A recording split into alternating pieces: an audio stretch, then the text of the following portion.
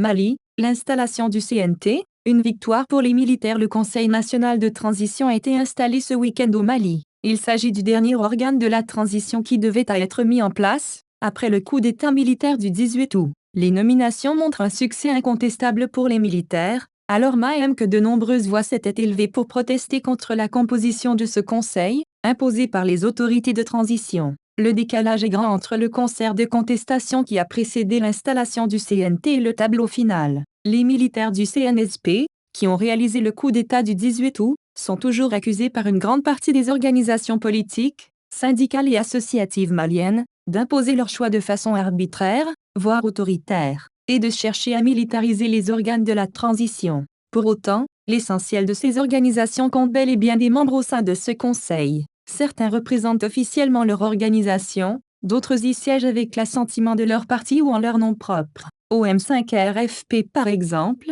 le mouvement qui avait mené la contestation contre l'ancien président Ibeka, on dénonce l'accaparement de la transition par les militaires et refuse de siéger au CNT. Pourtant, plusieurs de ses membres y ont été nommés. Soif d'obtenir un poste, coûte que coûte, ou volonté, en dépit des conditions, de peser dans la transition, sans concession, force est de constater que c'est à une écrasante majorité que les membres du Conseil ont plébiscité le colonel Malik Dia au moment de désigner le président du CNT, dans un vote pourtant à bulletin secret. Sur les 121 membres du Conseil, 118 ont participé au vote et 111 lui ont apporté leur soutien. Reste à voir dans quelle atmosphère se dérouleront les travaux du Conseil, sur des enjeux aussi essentiels que la réforme du système électoral et de la constitution malienne, ou encore l'organisation des prochains scrutins législatifs et présidentiels, censés acter le retour du pouvoir à des civils élus.